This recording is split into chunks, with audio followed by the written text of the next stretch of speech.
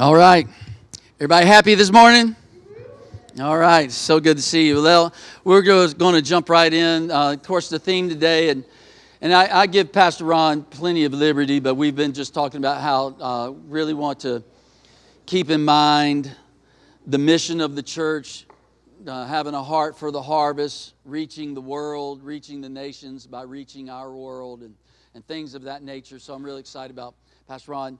A little bit of history, and as I introduce him, I was a freshman at North Carolina State University, and every day I was out on this area. If you've never been to, anybody ever been out at NC State?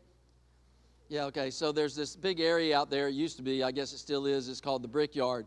And Pastor Ron and another gentleman by the name of Rice Brooks were out there, and they were open air preaching and gathering crowds of students all around. And I just kind of stood in the back listening for about a week. They were out there every day, and I'd never seen anyone really talk about God so boldly and in such a way. Anybody that was a Christian when I was in high school, they just, I'm going to be derogatory, but they just seemed uncool and like nerds to me. And so I just didn't want to have anything to do with God. And I certainly was, if I talked about God, I certainly wanted to do it as a whisper. But these guys were bold, and they were talking about God that made sense. So anyway, after about a week of listening to them and running around from them, Pastor Ron snuck up behind me when I was looking. I was in the cafeteria area, and he asked me if he could just talk to me for a few minutes. Of course, I knew who he was. I had recognized him, and not wanting to say no, I sat down with him. And I can't remember. I don't know if you remember, 30, 45 minutes later, we're talking, and I was so convicted. And, of course, looking back on it now, I know it was just the presence of God on his life. But I was just so confused. I just wanted to get away from this guy. So he said, so would you like to pray and ask Jesus in your heart? And I said, yes. I was lying. I just wanted it to get over with. And so I prayed, asked Jesus to come in my life, and I went straight to my car and fired up a joint. And the next week I just tried to get high, and I just couldn't. I kept smoking and couldn't get high. And then Ron did something. I made the biggest mistake of my life. I gave him my phone number. And I should have lied about that, but I didn't. Anyway, so he called me up, and I agreed to meet with him and to meet him the next day. And he took me to a meeting, and I got saved. And that night, there were some more meetings, and so I went and I got saved again. And then I went the next night, and I got saved again. And then I went the next night, and I was about to stand up. I was sitting beside Pastor Ron, and you can't see him, but he just put his, I was getting ready to stand up to go go forward again, and he put his hand on my knee. He goes, I think you'll be okay. And so anyway, really, and then 2 years prior to that, that was a few years prior to that, that's when Anna had gotten saved maybe in a similar way, but that's where she met Pastor Ron in 1981 at that country school over in Chapel Hill, as we always say. Not that Ivy League school in Raleigh, but so anyway, so Anna knew Pastor Ron back then and was her pastor, and then he became my pastor. Pastor Ron, the thing that has always, God calls you and he tells you what to do, but he uses people to inspire you. And Ron has always had a heart for the nations, to reach every nation on the planet. And he preached that word and preached that message to us, and I think he's going to share some of that today. But he is really, God using him and his message to inspire is really the reason Ann and I were able to hear God tell us to move to Ukraine and then spend 15 more years in Europe church planting and things like that. So once that kind of flavor gets on the inside of you and you get flavored by the nations, it really never gets out of you. And so anyway, we just love that. I'm thankful. Can't believe God called a little country boy from Fuquay-Varina to go to Europe and do all that we did, but he did, and God loves to pull people out of obscurity, right? So anyway, can we give Pastor Ron, I'm sure he's going to say, can we give him a great hand as he comes and shares with us this morning?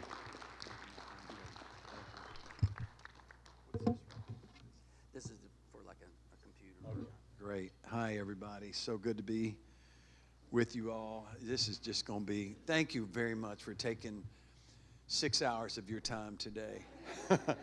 I just got a double portion right there, all right? So, but I really appreciate that. I hope that you leave here and leave here. You might be a little tired by the time we're done, but at least you can say you were here and you're going to absorb something into your spirit. Something's going to happen to you today, and God's going to enrich all of us. I can't say enough wonderful things about Jeff and Anna, and I know that you guys love them like we love them. I have memories of being in, watching their growth, watching their lives get changed. When Anna met Jesus, that was the year at UNC Chapel Hill. That was the year when the UNC basketball team won the national championship.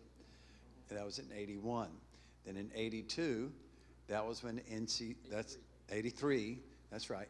That's when North Carolina State won the national championship. So we were starting ministries in '81, and we felt like that was God's little blessing upon us that UNC won. And then 2 years later, the same thing happened. Then in 1990, we started our campus ministry at Duke. And guess what happened? The same thing. Duke won the national championship. So anyway, we have so many diversities in our mix, and one of the most fun diversity besides the blacks and the whites. Now that's a diverse coming together. But then when you see Carolina students and State students and Duke students all in the same church, and there were times when actual basketball players from the teams would come and be there, and all of our students would look, say, like these guys who are nearly 7 feet tall coming in, and it was just a lot of fun. But God put us together, and there's a lot of purpose. So it's good. I want to say that I am back here. This is very close to where I grew up in Greensboro, and I was very active in Jamestown also. My father was with the Atlanta Symphony, and he transferred to Guilford College and the North Carolina Symphony. And so I grew up in a very musical family. I'm from a Jewish background. My father's whole side of the family is Jewish. I was raised just a little bit as a secular Jew. You know what a secular Jew is? That's a Jew who's eating pork chops, shrimp, pig, ham. It was a very secular, and I didn't really have much. I'd never been to church up until I was 18 years old. Never been to church. Never knew God. I didn't know God. And there was a Baptist lady up the street, and she came down. I was 15 years old. And she knocked on my door, and she said, "I want to give you a gift." And if you're 15 years old, you're hoping it's I don't know, some good food or whatever. And turns out I opened the box, and it was a Bible. It was a green leather Bible. It was called the Way, or the Living Bible, the Living Bible.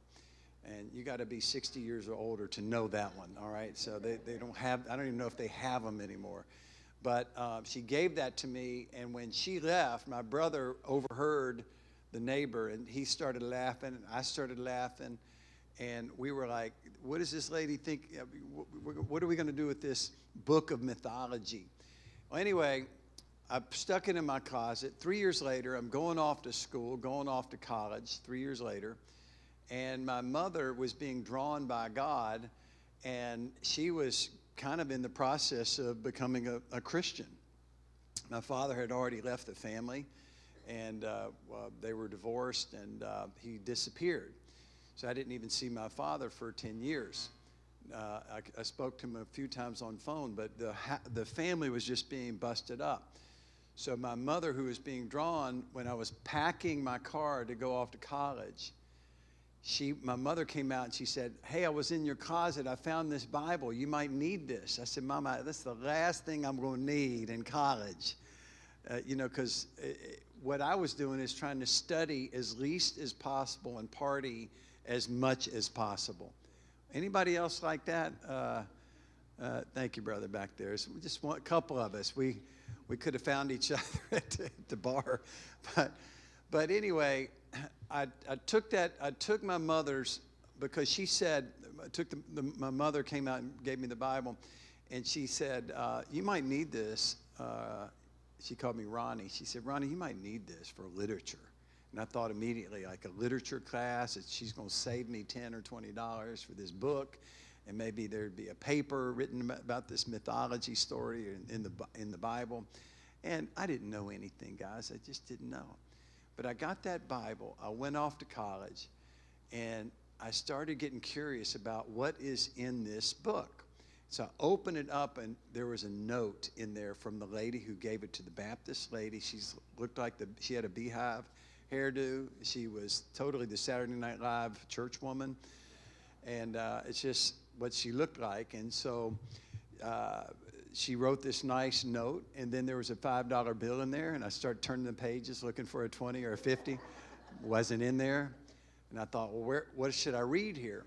And so I went to the table of contents.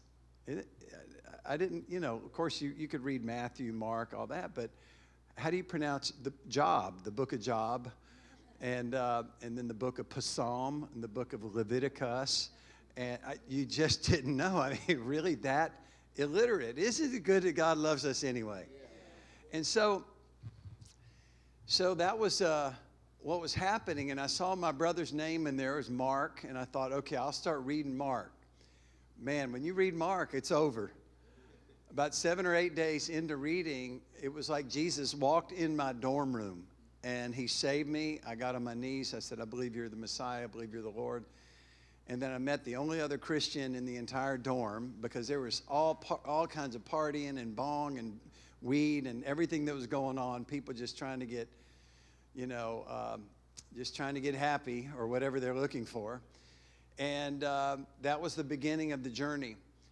And day by day, week by week, I got stronger and stronger and stronger. And then the Lord began to just speak to me and show me things and all that. And one of the things that happened to me is I saw the last book of the Old Testament, on the last chapter and the last verse of the Old Testament. And here's what it says, in case you've forgotten. The last book is Malachi, or as the Italians said, Malachi. It says this at the very end of it. It says that I will restore the hearts of the fathers to the children, and the children to the fathers, lest I smite the land with curse. Period. That's it. Then there's 400 years of silence. Then John the Baptist, after 400 years of no prophets, John the Baptist comes out, and he starts preaching, repent, for the kingdom of God is at hand. Well, when I read that verse about the restoration with the Father, my first thought was, I need to go find my father and get reconciled with him. And usually it's the parent that's looking for the kid. And this time it's the kid looking for the dad. And I found out that he was in San Francisco and in that area. And he was doing some weird work and weird religion and weird philosophy. Everything was weird. Drugs, everything. And when I went out to see him, I called him first, and I said, can I come see you? And he said, sure, you can come, but why do you want to come? And all of this was just because there was so much guilt and shame on him that he didn't even know what to do with this. And on the second or third day that we're there, we're out walking, and I told him, he said, why are you really here? And I said, I'm here because I want to forgive you permanently and get the guilt and shame off of your life. And man, that just started the tears and all that. We hugged, all that. And then I flew home the next day, back to school. By the way, I did not even have the $400 or $500 to take a flight from Raleigh-Durham to San Francisco. I didn't even have it. And the only thing I know to do is when I need something and I don't have it, I plant a seed and ask God to let it grow. And that's what I started doing. And the next thing you know, out of the blue, a guy gave me a check for $500. I was a college student. And that took care of all the travels. So then my father calls me 2 years later, and he said, I've been thinking about you. Can I come see you? He said, you've seen my habitat. Now can I come and see yours? Little did I know that he was being drawn by God. So my brother by that time was born again. My sister was born again. My mother was born again. I was born again. The dogs were born again. No, just kidding. And dogs are already born again. It's the cats that I don't even really think they can get born again, but that's okay.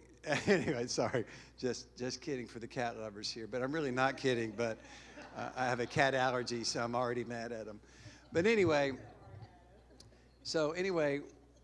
when my father came out to see me, it was one of the most surreal moments.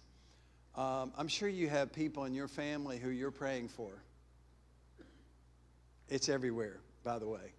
I've never met one family where everybody's got their act together.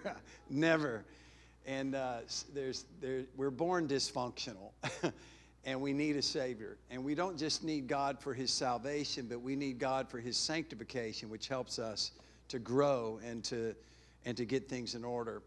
And so when my father came out, it was we were in the last day there, and right before my eyes, I wasn't even preaching to him, but right in front of my eyes, he gets down off the couch on the carpet, and literally for about somewhere between 60 and 90 minutes, he went to his knees, and he couldn't stop crying. And I'm just sitting there on the couch. One person asked me, said, man, you must have really been praying for him. And I said, I really wasn't like really praying or fasting for him. I really wasn't, but I was hoping and I was believing, and I said an occasional prayer, but it was just the grace of God. Do you know it's the grace of God that you're with God? we weren't looking for him. You know, we're not looking for God. God was coming after us and inviting us into his presence and into his story. And so when my father, that happened to him, we're leaving, and he's like, what do I need to do next? And so we're in the car, and I said, he said, what should I do next? I said, well, there's probably the thing that you're doing. Since you're leaving tomorrow, why don't I just baptize you? You need to be baptized. And this is like it was like first year or so of our little church, our little pup church, you know. And he was like so touched. He said, I want to be baptized. He didn't know what it meant, but I said, let's do it. So that night we went to my little home, and good morning, Eric. How are you, my brother? Good to see you. My favorite lawyer in town. Come on. Actually, I have many other lawyer friends in town here, a bunch of them. And so we take him, and it was a cold day, so we didn't go to a pool or anywhere. We just went to my bathtub, and we filled it up. Anybody here ever had a tub, baptism in the tub? You were in the tub? No, but I baptized. Many people in the tub. So in China, we get them in the tub, in places where it's not in the public. And so we filled up that tub for my dad. And I said, I baptize you. And I'm pushing him down. And I thought, I need to hold him down for a good long cleansing for all of the HE double toothpicks that he put my family through. But I said, no. Christ forgives. Christ saves. Christ is the miracle worker. And he came out a new man, and he started speaking in tongues and praising God. And he got on the fast track. And that's what our hope is that when we touch something, when God uses us, it's not us, but it's God in us, the hope of glory. Christ in you is the hope of glory. So this few hours that we're going to have together, my family went on, by the way, and everybody served God. My father is with the Lord. My mother is with the Lord. The dogs, of course, are with the Lord. No, but it was just a great journey, and I'm so grateful. And that God, I just want to say that we're all here for different reasons, but one thing is that God is going to sneak in there with you and give you a deposit of faith where you're going to be able to see the invisible so that you can do the impossible. And we're grace people. That's who we are. And I was thinking about how so many Christians just kind of get tired, they get weary, And it's easy to just sort of get away from things with God. It's so easy. I pray right now in the name of Jesus that we just come back into the presence of God, that we come back into the journey with God. If you get in any way sleepy or whatever, feel free to just stand right up. You know, if you're charismatic, they'll just think that's just normal. But just get up and stretch if you need to. I want to there was a Top Gun pilot who, this is like, he was called the real Top Gun. And it wasn't Tom Cruise. But there was this Top Gun pilot. He did all the acrobatic stuff. He did all the training for the best and all that. And oddly enough, he had a crash.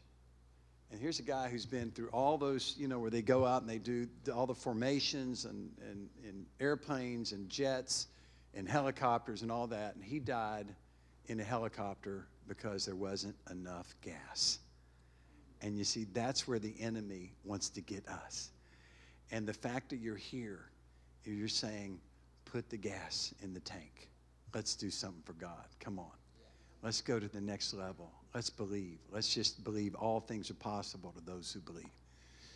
So I'm gonna try to do a quick dive through Genesis.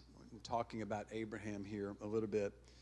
But one of the key things that I think we need to go to is Romans 12, verse 3, about not being conformed to this world, but being transformed by the renewal of our mind. And that's, I don't know, yeah.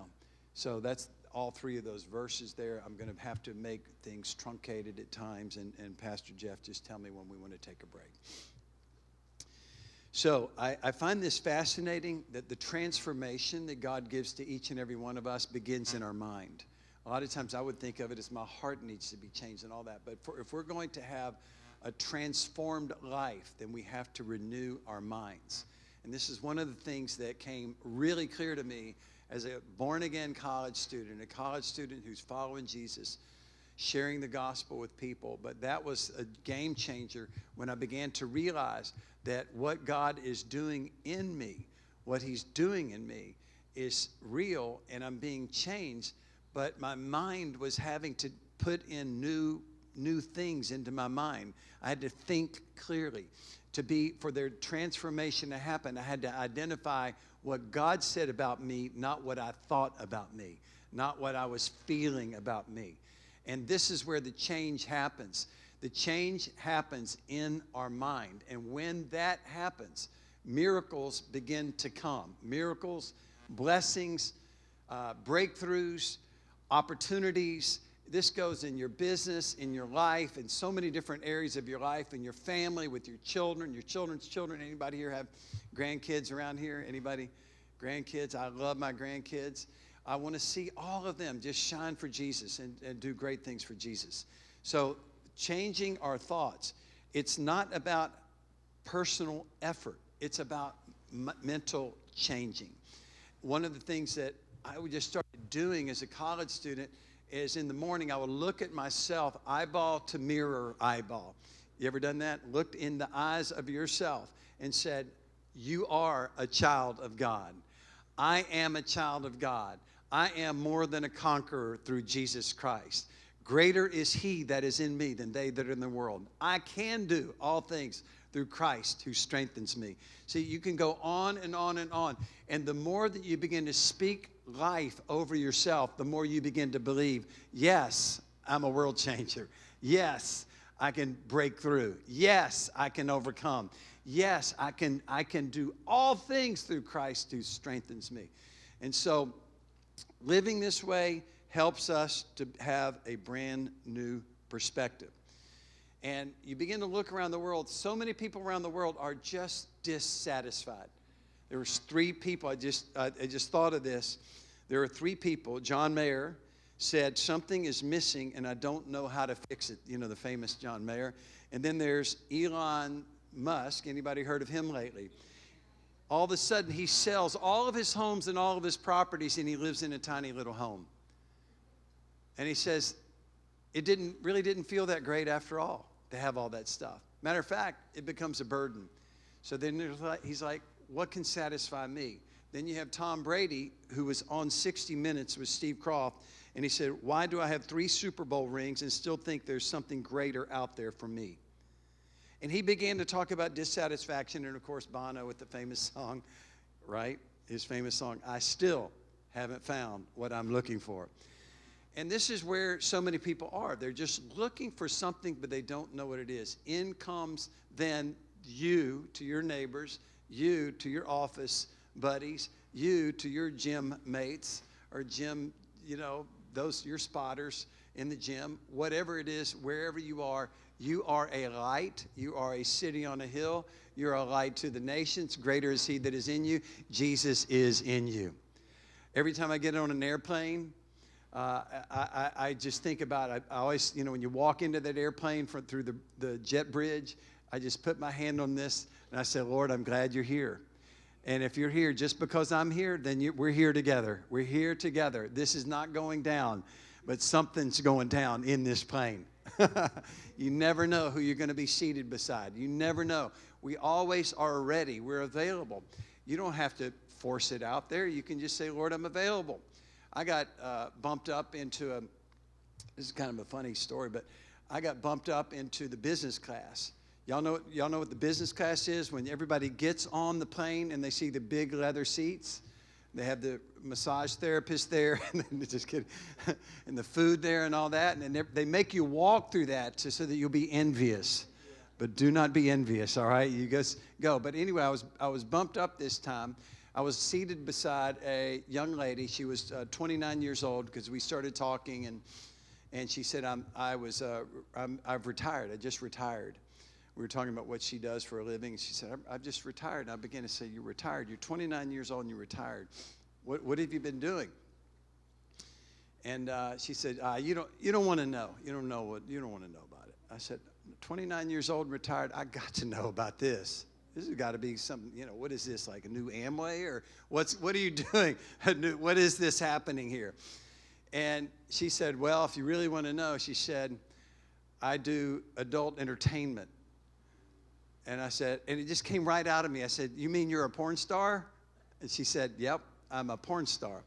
So some of y'all already nod your head, but in the world that we live in, we can't always control it and make it like a church world. We're in the world, but we're not of the world, right? So I'm in the world, but I'm not of the world. So that just all of a sudden, it's like, well, I said, what was that like? For you to be retired and go through all that. What was that like? She said, it was exhausting. And she said, I'm burnt out. I don't know what to do with my life. I said, well, where are you going right now? She said, I'm flying to New York City. And I said, why are you going to New York City? See, I'm in New York City, and I'm in Cary, North Carolina, Raleigh-Durham. So we've been back and forth for 20-some years. And she says, well, I'm going to New York to meet with my fiance, and he wants to introduce me to his mother. And I said, okay, what do you know about the mother? She said, she's a preacher. And I said, well, that's interesting. I said, are you ready to meet a preacher? She said, I don't know what that is. And, and I said, well, I think I can help you. Do you want me to help you? I said, I'm a preacher, and I can help you get ready to meet your preacher mama. Your preacher mama-in-law. And she said, that would be great. I said, fantastic. So I pulled out my Bible, and I walked her through what's called the Roman road, if you're familiar with that. You all are leaders in this room. So it starts with sin, and then faith, and then, the 4 or 5 different verses in Romans that actually get you to confess Jesus as Lord. And so I walked her through this whole thing, and she said, I'm so grateful. We're getting off of the airplane in LaGuardia Airport, New York City. We get off of that, and she said, this has been so incredibly helpful, because she prayed with me at the end of that she would receive Christ. Now, how sincere it was, at what level, I don't know. But I do know this, that she did have an open heart. And we got off the runway, we were in the terminal, and she looked at me, and I looked at her, and I just knew it was the right thing to do. we just gave each other a big hug. And it was a real, you had somebody hug you where they're clinging. They're like, please, let this be with me. Let this stay with me. And meanwhile, you ever have something run through your mind, race through your mind? And my mind was going into this reality, unreality, disreality, not reality. But my mind started saying, what if somebody knows me and knows who that is at the same time? I said, well, I'm in big trouble. So I called my wife right away. I said, honey, I just want you to know, before anything ever happens, you're thinking New York Times, here's a pastor. Once again, a pastor is doing this, or whatever. And I called my wife. I called my wife. I told her, I said, honey, I want you to know I just spent time with a porn star. And she said, how did you know that was a porn star? As if I knew who that was. I did not know who that was. But the whole point of all this is that the reality that we're in the world, we're being renewed, and we're being renewed enough to connect with people who are really broken. Anybody here ever been broken? Come on, we all have, right? And therefore, we come out of it, we get healed, then we have something to offer. And what I found out about this woman was a mind changer for me, because you ever met a Christian who's just mean-spirited? Yeah. Are you one of those? I don't see any of that in here. There's not, except for you get mean when UNC whoops the wolf pack. So anyway, but this woman had lived through 19 different foster homes, abused, messed up, and broken. And if that doesn't change your perspective, everyone who's so messed up, and we talk about them, they're messed up. They're so ungodly. They're so whatever. And it's true, but we must connect with God to see what He might want to do in somebody's life. So let's go back. Let's go forward now. The grace of God changes everything. And let's go real quickly here to Abraham. Abraham is the first mention is at the chapter 11 toward the end, where it says in verse 31 that Terah took Abram, his son, Lot, the son of Haran, his grandson, and Sarai, his daughter-in-law, his son, Abram's wife. It gets kind of tricky, all right? So, but do we have that up here? Nope. It's Genesis 11:31. But it says here that they went forth together from Ur of the Chaldeans to go into the land of Canaan.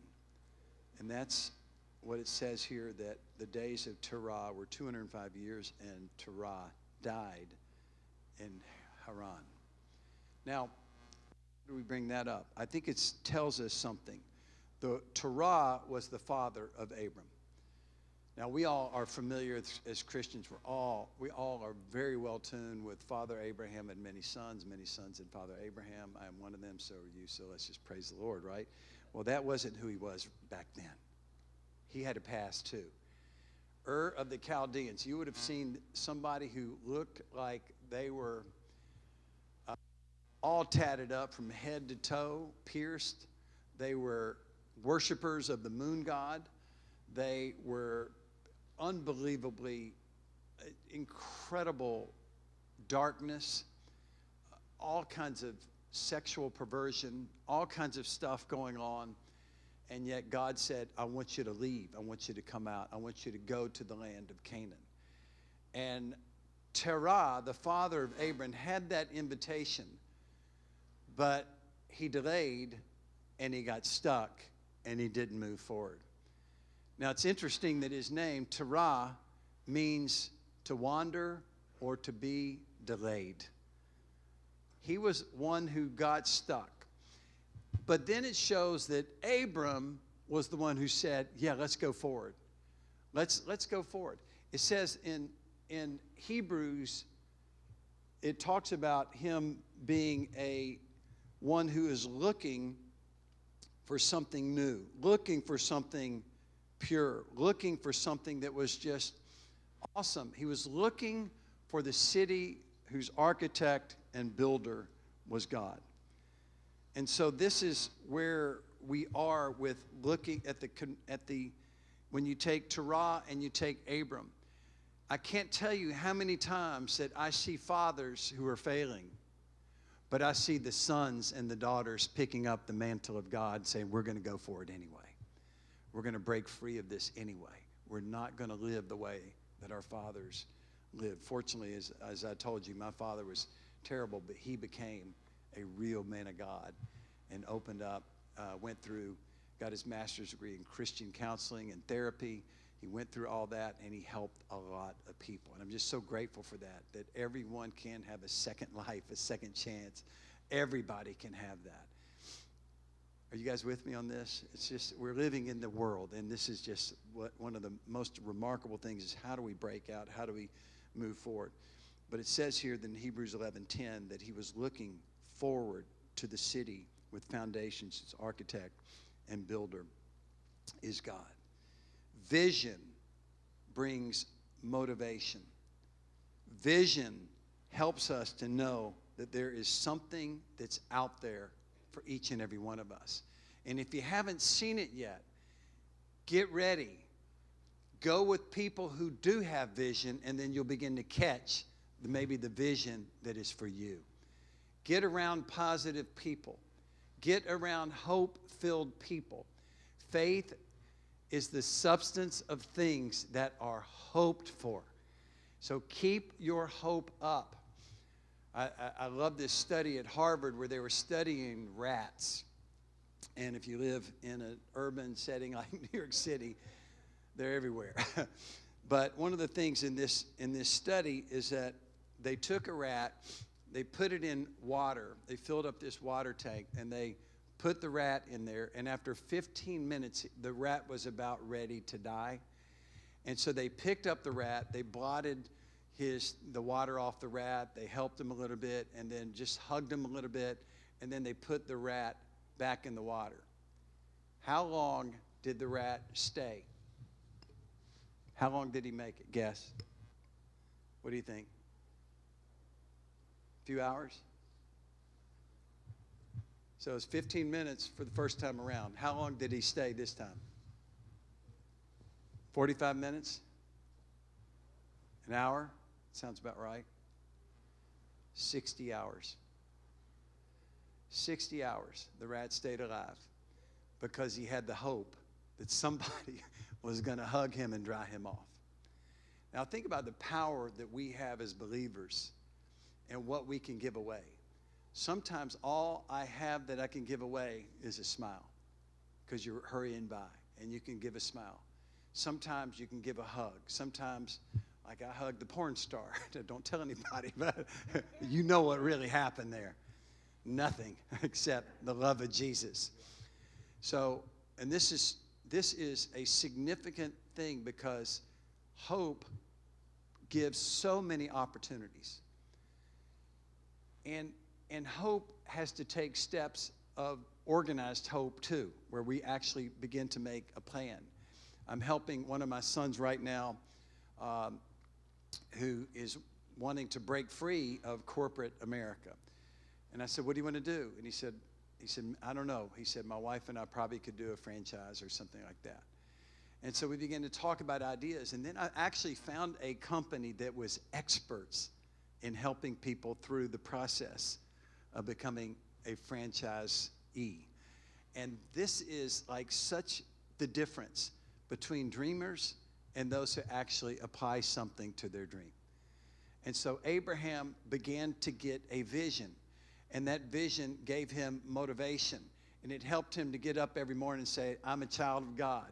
I'm walking with God. I'm on journey with God. I am a man of faith. And look what happens in Genesis 12, verses 1 through 3.